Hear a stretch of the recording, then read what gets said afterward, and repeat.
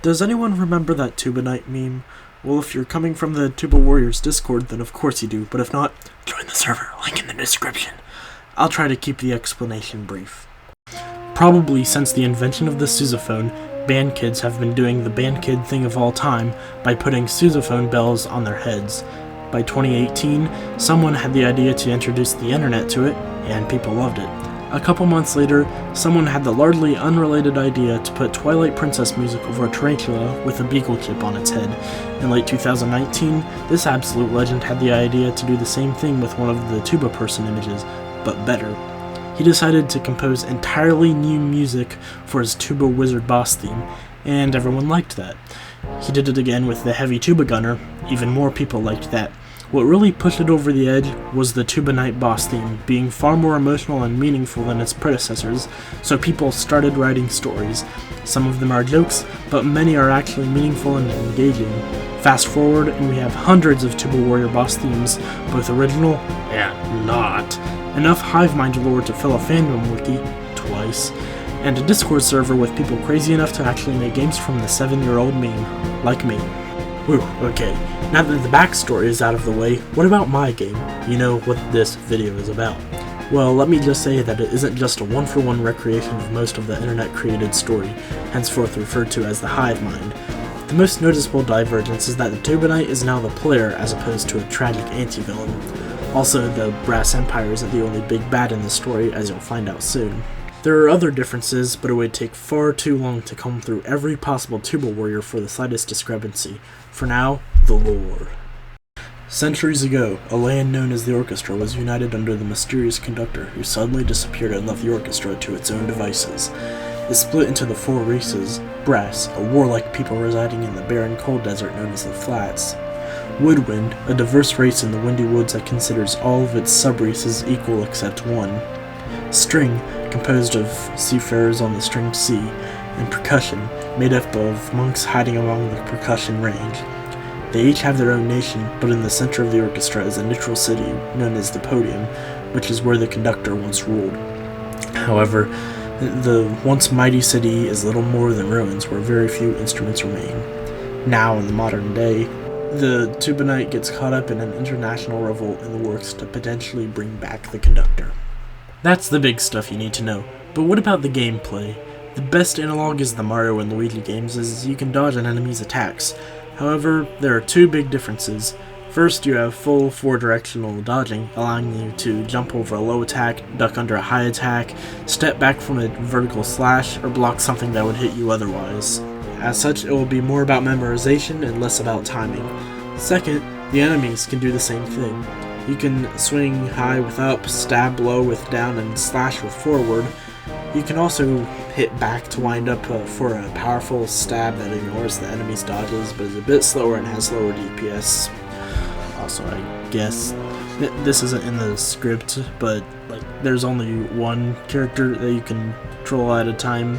I feel like I should just say that because Mario and Luigi, it's Mario and Luigi, but this game it's just the Tuba Knight. Okay, back to the script. There will also be a magic system, but I have several ideas floating around and have to decide on one. As a quick note, I do not plan to have any sort of leveling system in the game. The only thing standing between you and defeating the next boss is your own skill level. And the boss too, I guess. Also, there will be items that are kind of straight upgrades to earlier items, but that's sort of unavoidable, since there has to be some sort of feeling of progression. Or you could just choose to use little weapons for a challenge, or none at all. On the topic of items, there will be a total of 8 equipable slots: weapon, armor, shield, and 5 accessories.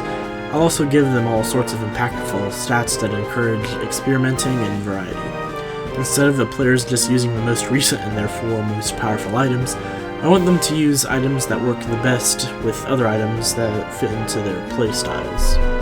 That should be it for the game itself now. I'd also like to hear a bit about my plans for its theming. While it has its roots in a pretty goofy meme, I want it to be like those hive mind stories, engaging and meaningful despite the comedic context.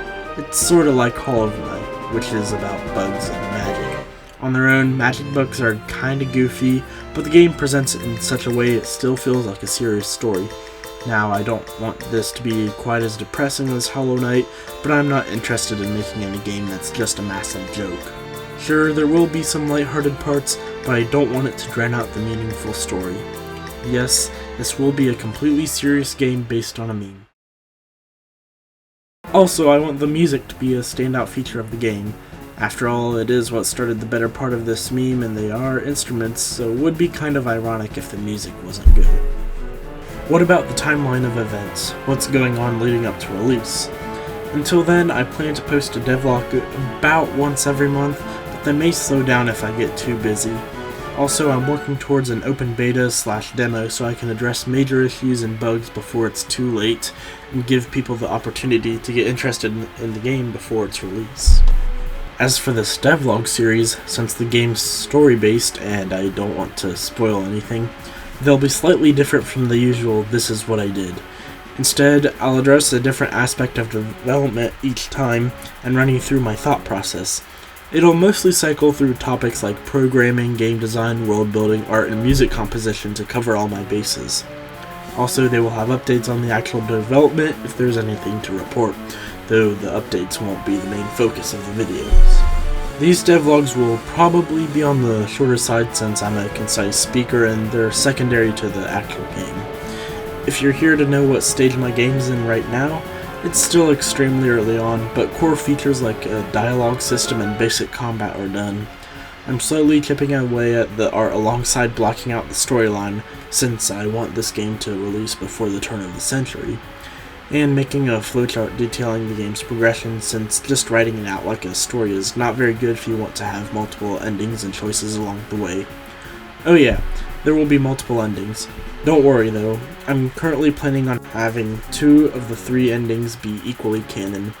I think the idea of one true ending undermines the idea that it's a game where you have an impact on the overarching story. The third will be a sort of alternate canon that may warrant a spin-off since it's too different to reconcile with the others given the current planning for the series. You heard me right, series. If this game does well enough, I want to have both a prequel and a sequel sandwiching this game to show what happened long before and sometime after this first game. I already have a pretty specific idea for what the prequel will contain, which helps when making the current game, but the sequel will need more thought. There may also be that aforementioned spin-off to show what happens after the extremely different ending, while also having extremely different gameplay. That said, all that's way off and I have to finish this game first to make sure it warrants the others.